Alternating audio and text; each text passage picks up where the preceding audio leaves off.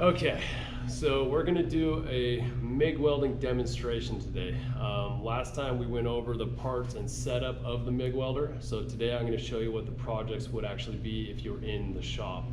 I'm gonna go over the 2 weeks of projects. It's 2 different stations, but they're very similar.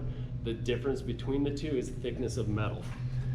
You're either using 1/8 inch metal or 3/16 inch metal. I don't know if you can see the difference in thickness right there, maybe a little bit. So the difference in thickness, what changes for thickness on the machine? Voltage. Voltage. So you're going to crank up the voltage for the thicker material. So that's why you do 2 different thicknesses for 2 different weeks. The projects are the same, they're very similar. We're doing a couple different weld joints. Weld joints are the different angles at which you're welding. I'll show you a few of them. There's 5 main angles. I'm actually trying to do this so that the computer can see it too. Okay. So there's a butt joint where you're just putting 2 pieces together side by side. So you're welding them together right down the seam. That's a butt joint. A lap joint is when they're overlapping each other, and you'll weld down each side. So you'd weld here and there. A corner joint, where you're welding in a corner, either inside or outside or both. There's a T joint, where it actually looks like a T. Usually it's upside down, like there's your T, but you weld it so it's up like this so you can weld on both sides. And an end joint, which is when they're flat stacked next to each other and you would weld down the seam on both sides. For these 2 weeks of projects, you only have to do a butt weld, a lap weld, and a T weld. And there's a couple different ways we're doing that. Before we get into the weld joints, we would actually start with a weld plate. This is a 3 by 6 inch plate. This is where you're going to start learning how to do the welding itself, how to get started, how to make it work. On this plate, you're going to do 12 short welds and 6 long welds on the backside. And I'm going to do a little bit of layout with a Sharpie so that I can keep my lines even and straight and keep my count consistent. So I'm going to do a little layout drawings right now with the Sharpie. Starting with a, what's that? What was that last one you said, the end one? End joint, I think. Okay. Butt lap T corner, oh sorry, edge. When I say it right, it comes out right. Edge joint. So this is a ruler that has a 90-degree edge on it. That makes me straight. I can keep my lines straight on the piece of metal. So if this is a 6 inch piece of metal and I want 12 lines, my spacing is ½ an inch each. But the first line and the last line are 1/4 inch from the end. So I'm going to take some measurements and make some lines so that I can get set up right. So 1/4 inch and then ½ inch for every other one.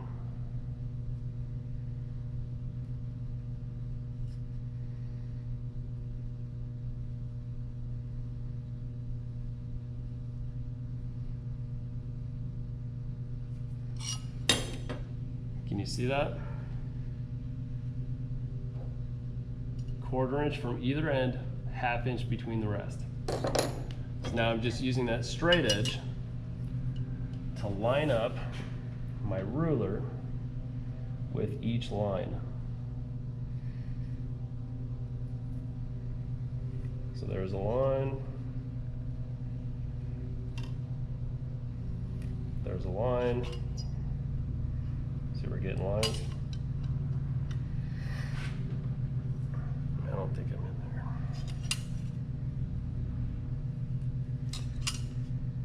Accuracy is the goal. We're trying to be as accurate as we can, as consistent as we can. I want to see nice ½ inch gaps. That'll leave spaces between the welds so they don't overlap each other.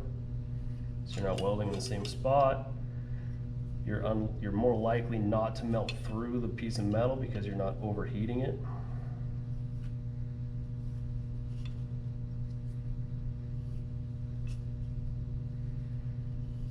Okay, got all my lines, even though I have a squiggly one. And I would do the same thing on the back side. I'm going to do the same thing to the other piece of metal, but in time constraints, I'm going to go a little bit faster. So there's my lines for this piece. This is 3/16. This one's 1/8 inch. I would normally start with the 1/8 inch. That's your first station, but it really doesn't matter. You're just trying to find the settings for each one. And where do you find the settings?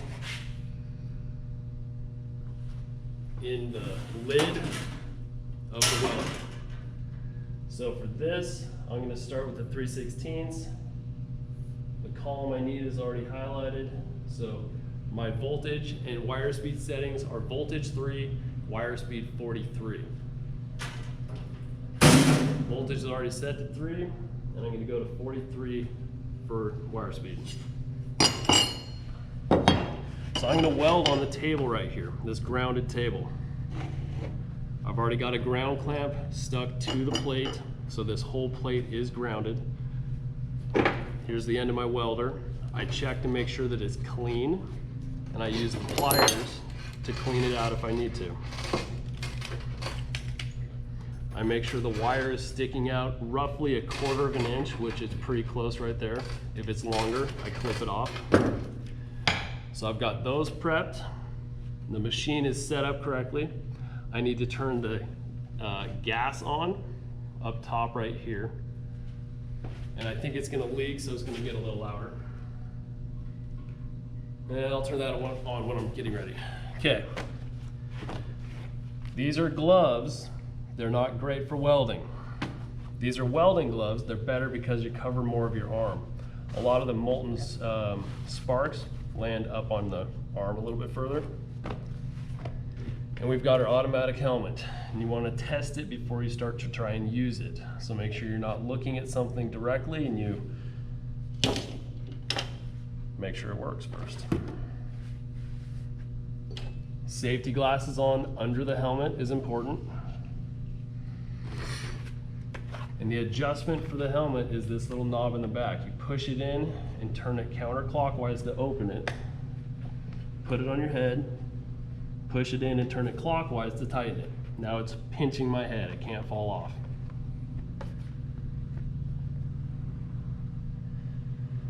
Okay. So something I like to tell people when they're welding, this is called flat welding. Welding on a table is the simplest welding there is. There's flat welding, there's horizontal welding, which would be if this piece of metal was sitting upright. There's vertical welding, if these lines were going up and down, so I'm fighting gravity. And then there's what's called overhead welding, which is if these were literally over my head and I was trying to weld from underneath. We're doing flat welding. You get into the other positions in welding 2 and 3. So when I'm flat welding on a table, I can pretty much put the metal wherever I want it on the metal plate.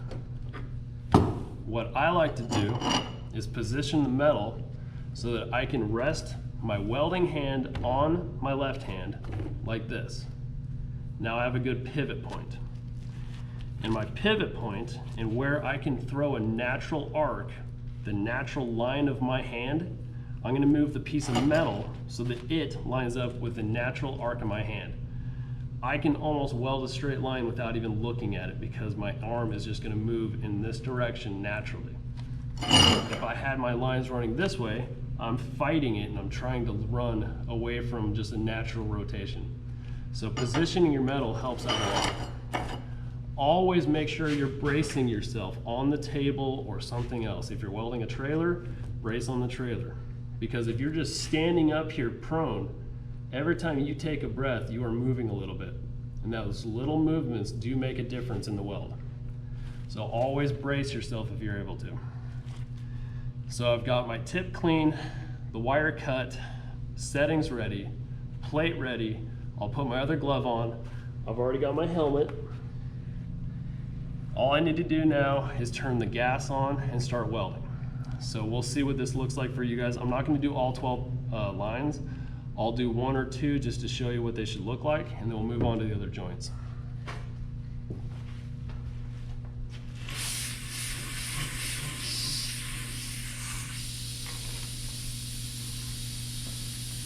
And normally you guys will have coveralls on. This part of my skin right here might get a sunburn from what I'm doing, but I'm gonna try and aim back a little bit so that it's not shining on me. Okay, I'm ready to go.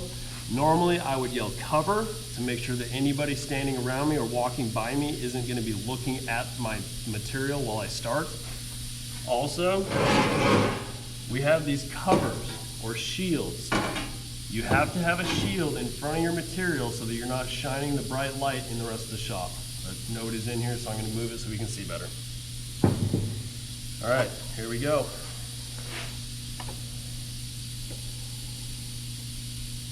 Have to turn the machine on.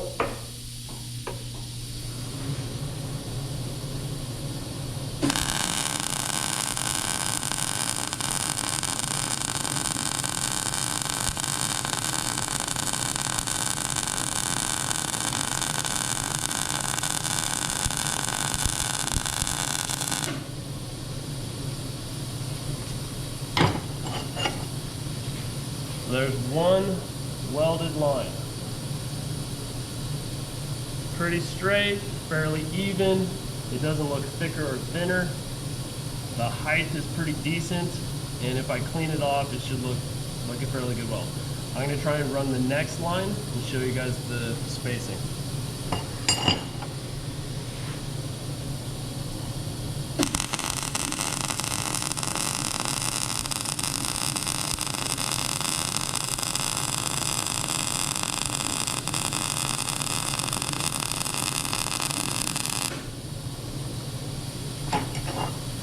Still hot, and I'm getting to where I probably shouldn't pick it up with my gloves anymore because the whole place is going to get hotter.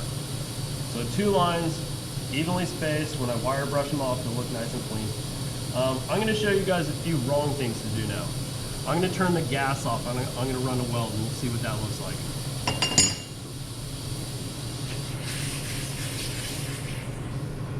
Might not even do a whole weld because we'll see how bad it is.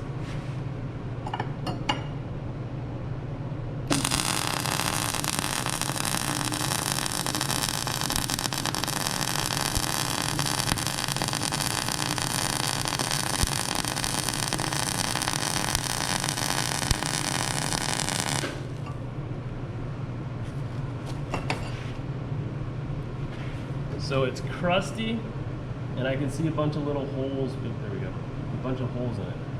So you can tell when your gas is not on.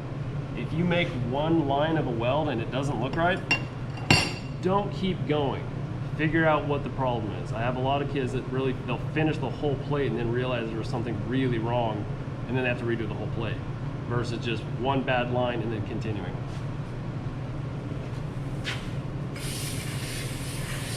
So gas back on. Any questions about these lines? I would finish off the whole plate and then I would do the other direction on the backside, doing the 6. Okay, let's work on a couple angle pieces. What do you want to do first? A butt weld, a T-weld, or a lap weld? Somebody quick. What was that? Lap weld? Okay, so a lap weld is when they're overlapping each other, like that, and I'll weld the seam on both sides. What should I do before I start welding?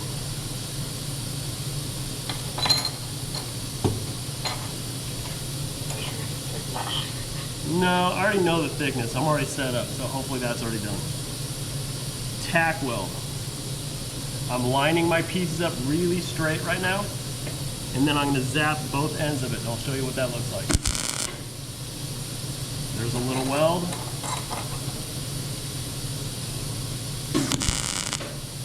There's a little weld. So the tack welds are just at the seam of the pieces, simply to hold them together and keep them from moving while I'm welding. So I tried to make sure that I got them fairly even, they're not crooked, and there's no gap showing between them. If there was a gap, you need to fix the gap because gaps are harder to fill.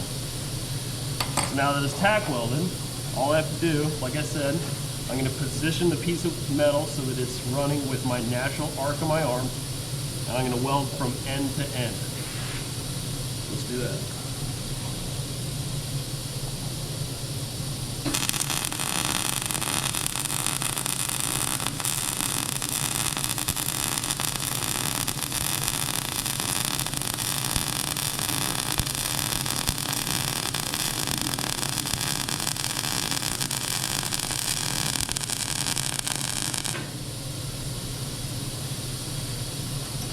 Probably hot because that's a smaller piece of metal. It's going to be really hot really fast, so I don't want to pick it up in my leather gloves. It'll scorch the gloves. So there's a lap weld.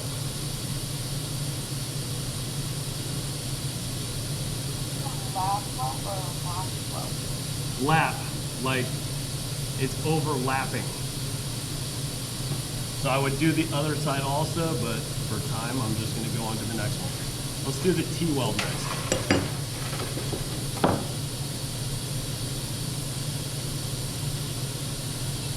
And what do I want to do before I actually weld it?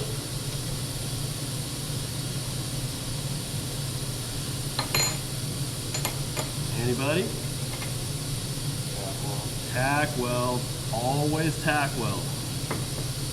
So I'm going to give it a couple little zaps right at the seams.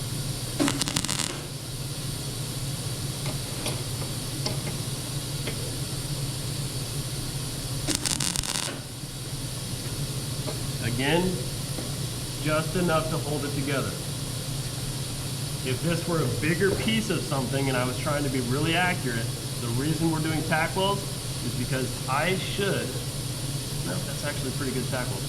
A lot of times you can break them apart, or if I hit it with a hammer, they will definitely come apart. So if I need to adjust it or straighten it better, that's what tack welds are for. So hold it, or to get you closer, and if it's not right, you break it apart and you fix it. You can tack weld it over and over until it's exactly where you need it, so you can go